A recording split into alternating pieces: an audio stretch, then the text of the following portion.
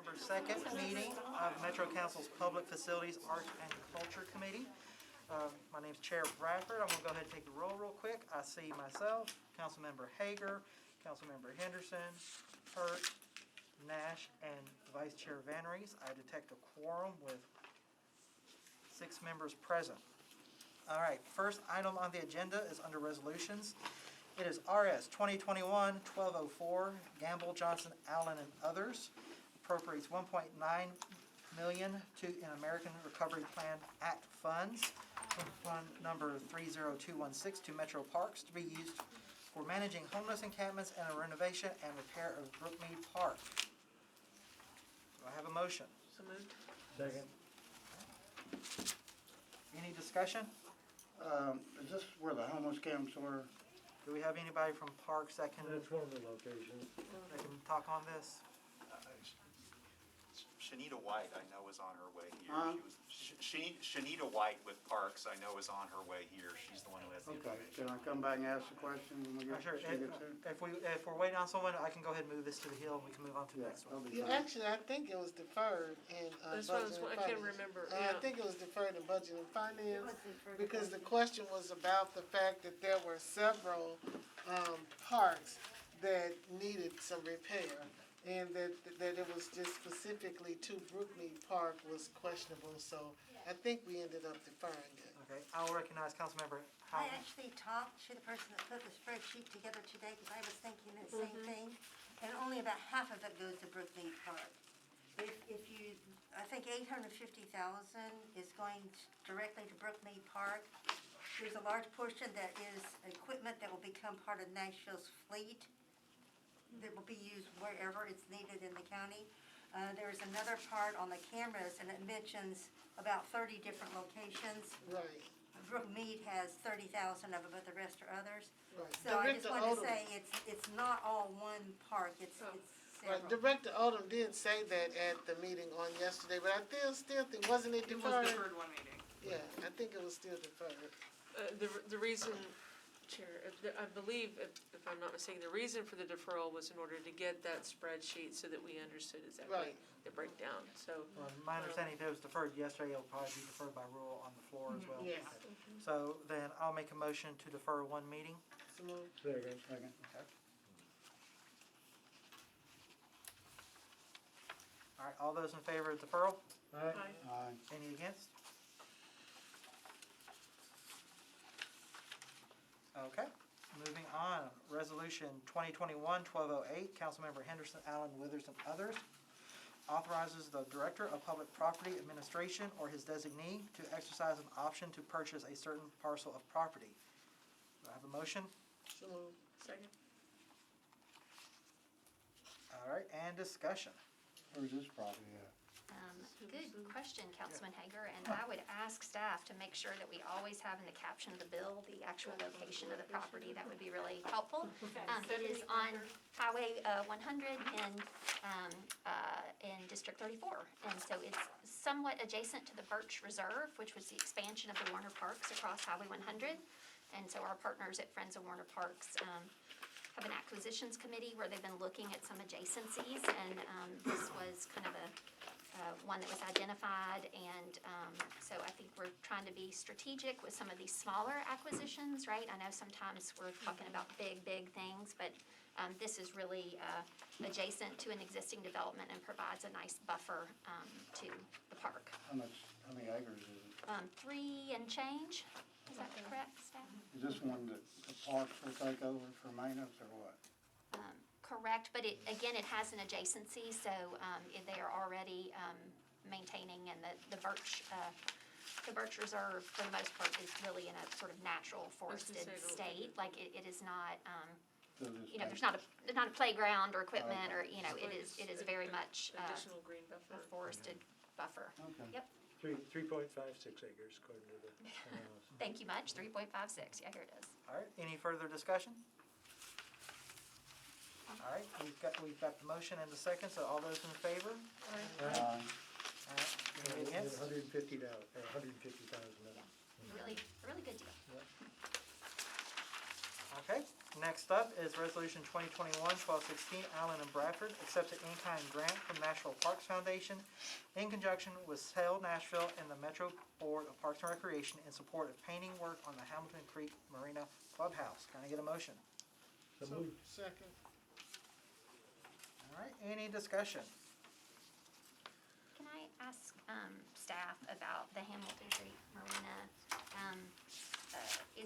What is Sail Nashville specifically, and is there a friends group for the Hamilton Creek? Like, I have had questions from constituents, frankly, wanting to contribute to the marina and the clubhouse, whether it be their bathrooms or otherwise. This was several years ago, but not really understanding what the vehicle to do that and support that facility was. So can anybody kind of speak to what specifically is Sail Nashville? Is there a supportive friends group for Hamilton Creek Marina Clubhouse or Marina? And then thirdly, is this something where Parks Foundation could step in to be the vehicle for private support? Sail Nashville is a group that we permit to do classes, Okay. sailing classes out of Hamilton Creek Marina. So they're deriving some revenue off of Hamilton Creek Marina, and they're reinvesting it through the Parks Foundation. There is not a Hamilton Creek Park Friends group, and so the Parks Foundation, if their board was receptive to it, would be the likely vehicle for donations for that park. So a constituent individual who wants to be supportive of that facility could make a donation to the Parks Foundation, Make that and request. that could be, okay. Who runs that operation, Tim? Sail Nashville, Yeah. if I'm not mistaken, it is former John Summers. John Summers, that's all. Okay. We do have a amendment here, or a letter to approve from the sponsor. So if there's no further discussion, all those in favor? Aye. Any against? All right. Resolution 2021-1217, Murphy, Allen, Bradford, Welsh accepts an in-kind grant from the McCabe Park Little League to the Metro Nashville Parks and Recreation Department for roof replacement on the concession restroom building, 4 dugouts, and to build a scorer's table behind home plate. Can I get a motion? Second. And discussion? Seeing no discussion, all those in favor? Aye. Aye. Any against? Play ball. Order hot dog. All right. Resolution 2021-1218, Henderson, Allen, Bradford, Hauser, and Welsh accepts a grant from the Friends of Warner Parks to the Metro Board of Parks and Recreation to provide seasonal staffing for the Special Work Education and Trails, or SWET, program at Warner Parks. Can I get a motion? Second. Second. And discussion? All right, seeing no discussion, all those in favor? Aye. Any against? All right. Resolution 2021-1219, Henderson, Allen, Bradford, Hauser, Welsh accepts grant packages from the Friends of Warner Parks to the Metro Board of Parks and Recreation to continue funding staff position and copier costs. Can I get a motion on that? Motion. And- Second. Okay. Any discussion on that? You know, I have a discussion, not so much about this particular, resolution, but just wondering, I know that there is a foundation and you have friends of certain parks. We don't have friends for a lot of other parks, but they actually need the same kind of funding. Is that just part of being privileged in those communities where they are able to form such partnerships and offer You that? gotta get people to do it. I've got people, we talked about doing it in Old Hickory, some of the parks. And you can't get nobody to do it. So they have to do an LLC and nonprofit and all that stuff. And I guess if I may, may. I think, the Parks Foundation initially was conceived to be that vehicle, to get some things off the ground. We discussed last time in committee, right, like that there was not yet an existing Friends group to support Ward Park, and how might that generate, but get going. I think Friends is a major supporter of our water parks, and as such, then, the park's deferred maintenance budget or otherwise, if Friends can fundraise to be matched by Metro, then that's more funds to go to other parks that need it. So, And I know you mentioned Wharf Park, and I know that there was funds that was submitted to Barnes Bond to go to Wharf Park because they did not have a Friends Park, so. it was a two-part, right? There was a Barnes distinct donation, and then They got more money over to there. start. Right, I'm just asking a question, because they didn't have a Friends, so they basically used them as a go-through in order for the Wharf Park to get the money, and just wondering how, and I know that was a donation as well, Well, if I may, Yeah, go ahead. Chair, I've had some success even with private developers in getting them to give to the Parks Foundation or to the Historic Foundation in order to do things in the area. And so that's something else that council members have the opportunity to try to find ways to do that.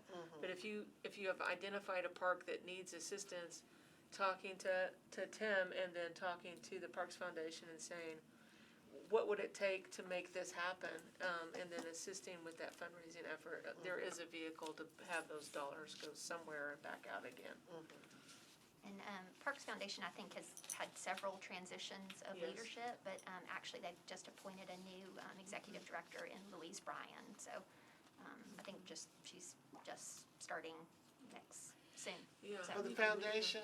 Or the foundation, yes. And so, yeah. And a large portion of their funding comes from Ascend Amphitheater, and COVID caused a deficit in their fundraising severely, so that's gonna be back up on the upkeep. Well, any further discussion on 1219? All right, all those in favor? Any against? If I can, Chair, make a recommendation. I've thought about this last year and then forgot. There are a number of different donations that come in and out of this committee for acceptance. And if there's a way to get a list of those organizations and their address, to have this committee send an official thank you letter at least once a year, particularly perhaps during the holiday season, to say thank you as a committee to all the organizations that are giving funds to help. I think that could be done. Hannah, can we get that information compiled? Okay, appreciate that. All right, we have a late item, a late filed resolution from Councilmember Allen and myself. This resolution is accepting an amended shuttered venue operators grant from the U.S. Small Business Administration to the Metropolitan Government, acting by and through the municipal auditorium for emergency assistance forfeiture for venues affected by COVID-19. Can I get a motion So moved. and discussion? This is reimbursement, I think, for expenses that already occurred or ongoing. It's actually an increase in a grant that was awarded earlier, so I think that it is, reimbursement for costs, but it's also something that, it's not an amendment, it's just a higher total for a grant that's already been awarded. And I've got a copy of it here if anybody wants to look at it. All right. If there's no further discussion on that, all those in favor? Any against? Okay. Moving on to bills on second reading, we have BL 2021-963, O'Connell, Allen, and others, accepts a Greenway Conservation easement and approving a Greenway application agreement and declaration both in connection with improvements to the Bicentennial Mall Greenway connector. We do have a proposed amendment from Councilmember Mendez, so I will go ahead and ask for a motion on the amendment and a second, so we can begin discussion. Motion. Second. And Councilmember Mendez, the floor is yours. Thank you, Chair. So this amendment is about e-bikes, but it's designed to not influence the ongoing debate about whether they should be allowed or not allowed on greenways. Parks has shared at the stakeholders meeting about e-bikes a couple months ago that they think there's some easements they have for greenways that prohibit e-bikes. And so I looked through the agreement on this to make sure that the easement, I mean, we might make a rule prohibiting them, maybe we will, maybe we won't, but it shouldn't be prohibited by easement. So as drafted, the easement agreement prohibits the use of motorized vehicles on the greenways. Under state law, it's clear that e-bikes do not constitute motorized vehicles, and so the amendment just adds a whereas to make sure everybody's understanding is clear that nothing about the easement is supposed to prohibit e-bikes. That leaves us later on, parks, council, whoever, if we want, we can make a rule about e-bikes, but it won't be the easement that gets in the way. So it's just a clarifying amendment. Thank you. All right, no problem. All right, if there's no further discussion on the amendment, all those in favor of the Mendez amendment, say aye. Any against? All right, on the bill as amended, can I get a motion? Or do I need a motion on the amendment? You need a motion on the So a bill as motion on amended. the bill as amended? It's moved. Second. Any discussion on the bill as amended? Just ask if Councilman O'Connell could share with us, because I know in this general vicinity, there've been a lot of concerns about greenway closures, whether, right, Ascend or our baseball stadium and so forth. So could you speak to that, please? Mr. Chair's Go consent. right ahead. Thank you, Mr. Chair. Yes, to Councilmember Henderson's point, this bill is extremely important for the Bicentennial Mall corridor because it is actually associated with a nearby mixed-use development that will move the footprint of the greenway outside of the ballpark, meaning that the greenway, which has been closed approximately 50% of its lifetime to the general public, will no longer be closed in that way. This has been a top concern of constituents of mine in the area in terms of connectivity and access to that area. So strongly encourage colleagues to support and excited to finally get this done. Congratulations. Thank you. Great news. All right, any further questions for the sponsor or discussion on the bill as amended? All right, and Councilmember Syracuse has joined us, so all those in favor? Aye. All right, any against? Awesome. Final bill, we have BL 2021-964, Sledge, Withers, Young, and Welsh. Declare certain planned roads of the Nashville Fairgrounds campus to be public rights-of-way. I have a letter to approve from Councilmember Sledge. Motion on the bill. So moved. Second. Any discussion? Can I just, I apologize. Go ahead, Councilmember Henderson. Can I just ask what this means from a maintenance perspective? So historically, were these roadways, like driveways, maintained by the fair board with that revenue? Or can somebody just speak to kind of the historical context of it and Mr. Frost, yes? Tom Cross from Metroville. These are mostly new roadways Okay. in places where we need connections, where we're obligated to do it under our contracts relating to the construction of the MLS Stadium. This clarifies that they're metro roads, and we have the authority to control them, signalize them, close them when we need to. Maintenance will be ours as well, but it clarifies that they're our roads. It's necessary. We can't have easements on our own property, so this is a little bit unusual. This is a way so that the MLS and the private development and whatever else might go out there can get addresses, and it's important that we know it's clear that Metro controls it. May I ask a follow-up question? Go ahead. Okay, so just from a funding perspective, right, like, I mean, we've discussed in the past that, the Fair Commission as a revenue generator is, kind of self-sustaining and so forth. So I understand we're obligated to maintain, administer, close, et cetera. But from a funding stream, is it then, as established, not appropriate to have fairgrounds revenue put towards any roadway upkeep of repaving, whatever, street trees, maintenance, I mean, all that kind of stuff that comes, I know it's our obligation to maintain it, but from a funding perspective, what does that look like? At least as to one of these roads, and it's sort of a policy question, but it strikes me that it's just going to be like any other public road. One of them, it may be that it needs to be something other than a an official road, something an alley or something else, because the topography and the narrowness of a bridge near the bottom, one of these will ultimately connect Fair Park up to the top of the hill. And it isn't clear whether that ought to be a public roadway of the same stature as every other public roadway. But the other one will be, and so, again, it's a policy call for the council to make, but it strikes me that that one would be appropriately NDOT's to maintain.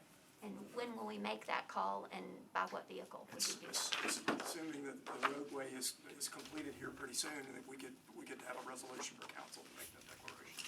Or you can accept it for public maintenance as you do at the end of the year for all the other roadways that have come under Metro's jurisdiction. Well, I think it's interesting just to consider as we look at the whole kind of how we fund maintenance of our roads, if it is internal to your property. And I appreciate, that we maintain them and control them, but I just think it's interesting to consider that that might be a revenue stream for that maintenance if we were to establish it as such. Not taking a position if that's good or bad, but just something for consideration.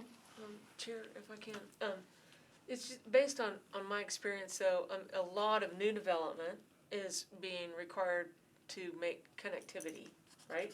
And that connectivity become public roads is a matter of requirement for the rezoning. And so, when you say public road, it adheres to, the rules and regulations of the state in regard to how wide.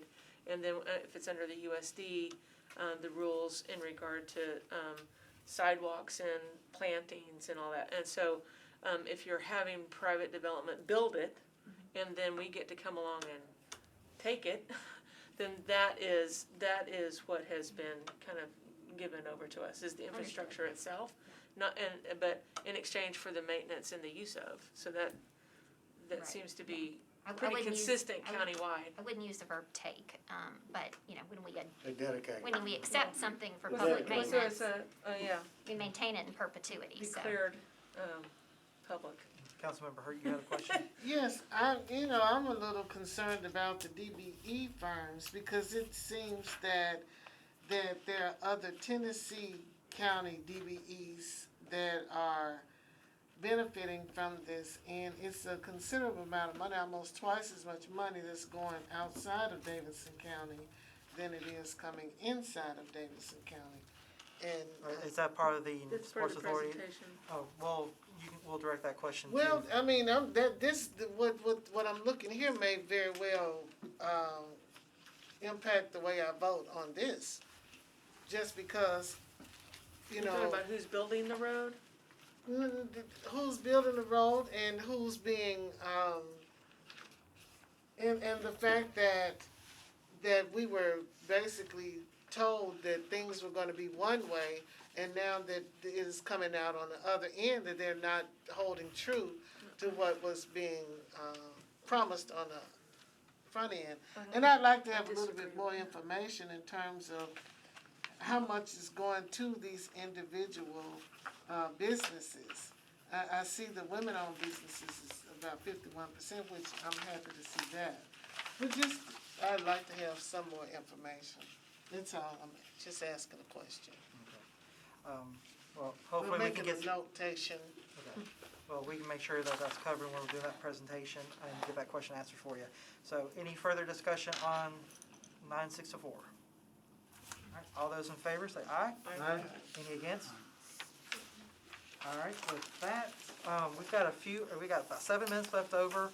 I've invited representatives from the Nashville Sports Authority to come kind of give us a quick update on what's going on with them, and I'll turn it over to them.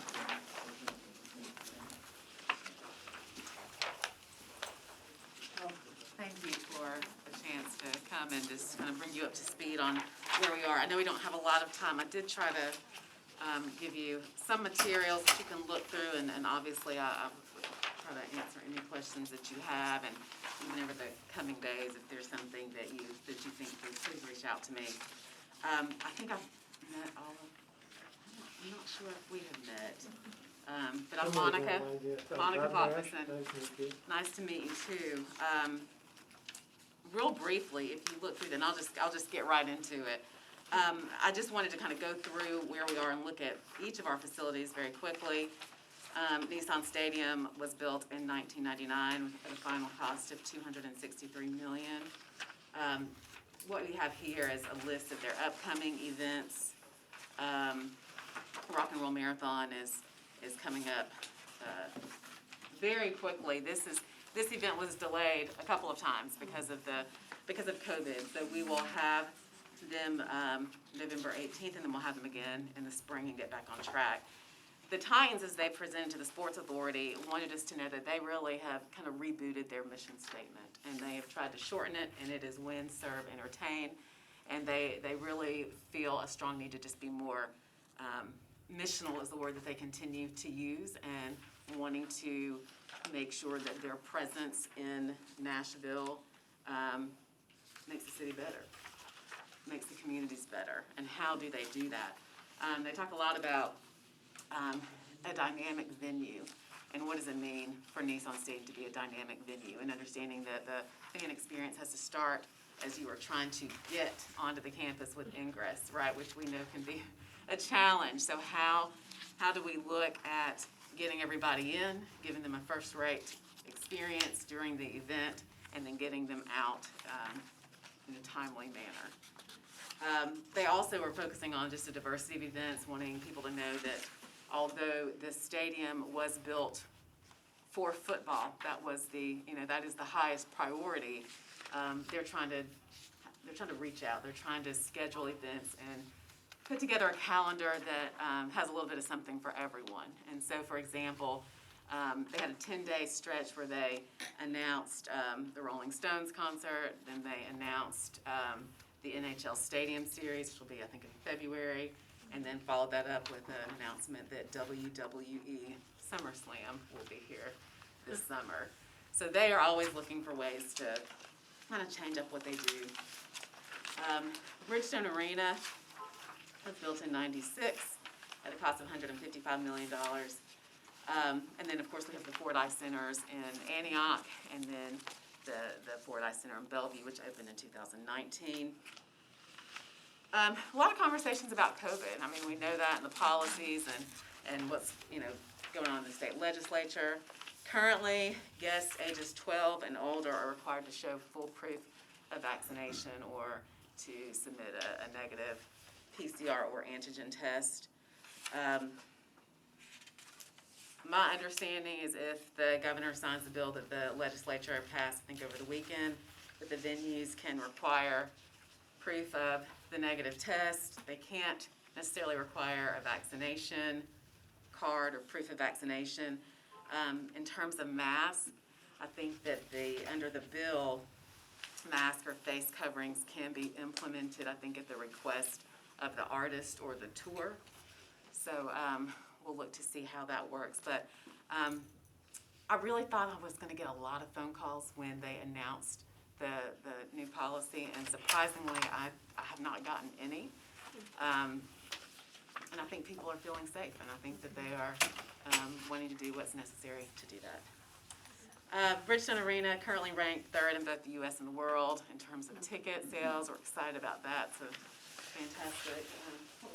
fantastic history of ticket sales. Ford Ice Centers, I think, is really Predators are great community partners in trying to do what they can. They've been partnering with the Metro Health Department to give vaccinations at both the Ford Ice Center in Antioch and in Bellevue on Saturdays. I think that started in September. They now are moving to every other Saturday, and we'll do that through the end of the year. Their fall youth leagues are in full swing with lots of kids participating. They have a goal program, which is a free introductory program for kids ages 4 through 9, and that is all going very well too. I've included the current lineup of shows if you want to see who's going to be coming over the next year.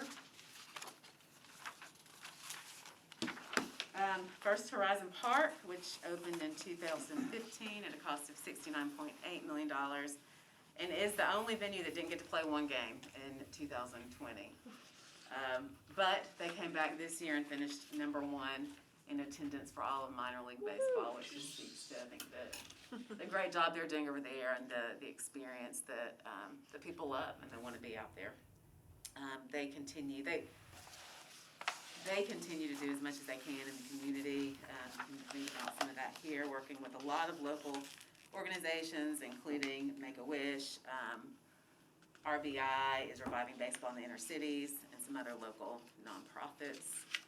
You can see their events. The project that I've just mentioned real quickly that we're going to be looking to address between now and when the 2022 season starts were some roof repairs. After the tornado, they were up on the roof assessing the tornado damage and found some damage that was not related to the tornado. And so it's kind of been a process. We've been working through that. There's some tears and punctures, a couple bullet holes, and just things like that in the roof. And so it is Metro's responsibility to fund those capital projects. We at Nissan Stadium or some of our other facilities, we have a designated fund to address capital. It's not the case at First Horizon Park. Right now, the estimate's about $55,000, maybe $60,000. We've been working with the Finance Department through this whole process and expect that we will see that as a 4% funding request in the next round. And I'll just go ahead and let you know, you don't have to go over the MLS because we have fair board, but if there's any questions any members might have related to what's in this presentation for any of those facilities, I'm sure you'll be happy to answer those questions, providing answers, because we are at time, so I want to be mindful of it, if anybody's got any events. And I again, want to thank you for the very thorough information. and if any member if there's a particular department under our purview that you would like to hear a brief presentation from, please let me know, and I'll get them invited to a committee. With that, we stand adjourned. Thank you. Thank you very much. ESPN.